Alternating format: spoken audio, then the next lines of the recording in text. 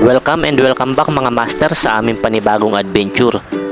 So bali makakasama natin mga master sa pamamana ay walang iba kundi ayan si Jibs TV. At andito rin si Try TV. Ayan. So andito po kami sa kanilang spot dito sa Barangay Dawis. So ayan, pakisuportahan naman po mga master ang aming mga YouTube channel. So nagre-ready lang po kami at magdadive na rin kami. So sana marami namin mahuling isda.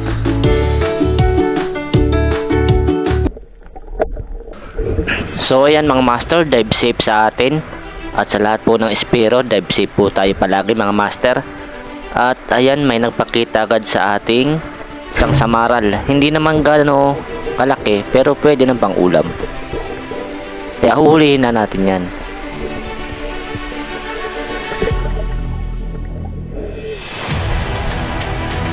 So next target natin isang ilak.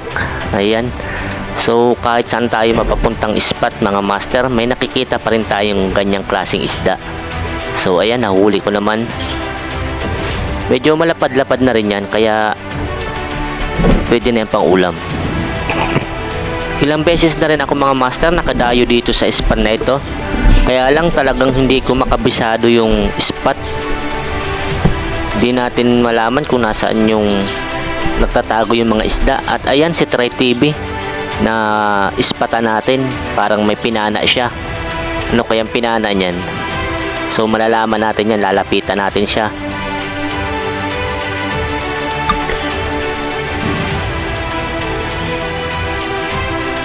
So ayan, ang kanyang nahuli pala ay isang labahita or surgeon fish. At eto, may nakita akong isang samaral. Ayan ganyan sila matulog. So maliit pa yan mga master, kaya patatawarin muna natin yan. So saka natin uhulihin yan kapag malaki na. So sana magkita pa kami yan. Pero siguro hindi na rin kami magkikita nito kasi mga master zero yung kasama natin. So next target natin mga master, itong isang samaral ulit. Ayan, good size na yan. Kaya ayan ang huhulihin natin. So ayan nakatigil siya. Parang hinihintay talaga niya ako. So ayan, nahuli ko naman.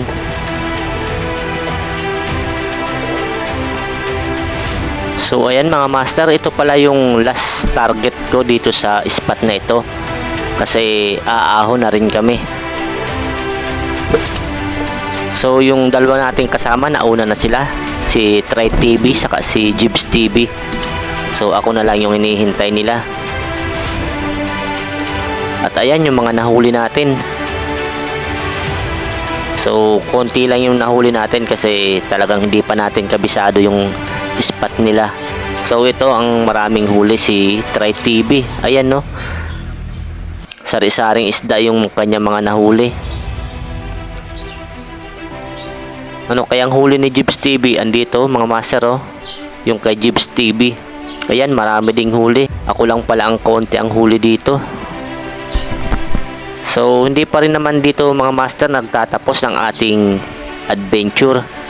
Kasi pagbalik natin dun sa aming barangay, sa spot natin, magdadive ulit tayo. Kasi para naman madagdagan yung huli natin. Siguro quick dive muna tayo dun. At kayang-kaya para naman ng ating flashlight.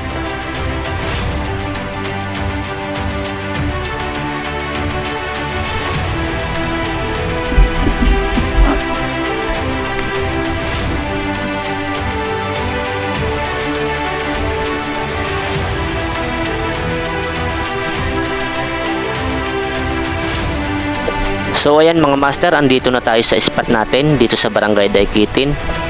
So bali medyo malabo yung tubig, kaya kailangan natin gamitan ng dilaw na ilaw. So ayan, may nakita tayong isang panos. Ayan, pinana ko ng mga master at baka makawala pa yan. So pandagdag natin yan doon sa mga nauna nating nahuli.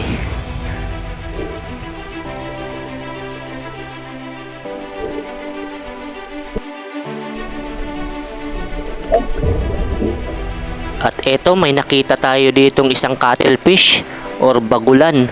Ayan mga master, oh, medyo malaki-laki na yan kaya huhuli na natin yan.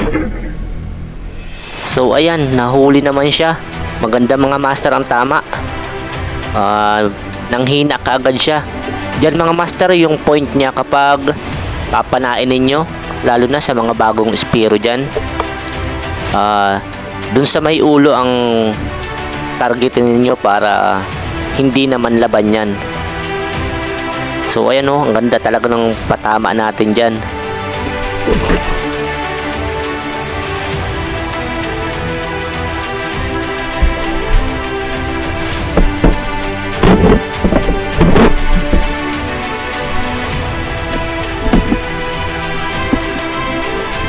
At next target natin, ayan, na may nagpakita ulit na isang bagulan.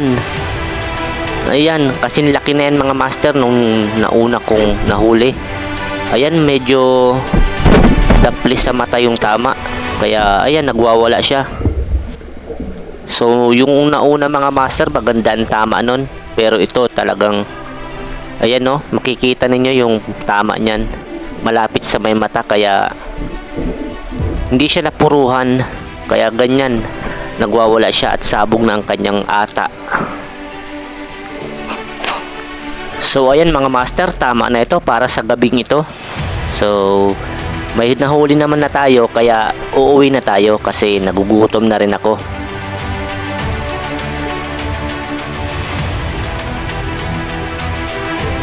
So ayan mga master, yung mga nahuli ko, ayos na yan. May pandagdag tayo dun sa mga nahuli natin dun sa unang dive natin sa Barangay Dawis. So solve na ang maghapon yan. Maraming salamat mga master sa inyong panonood at kita-kits po tayo next adventure. God bless po.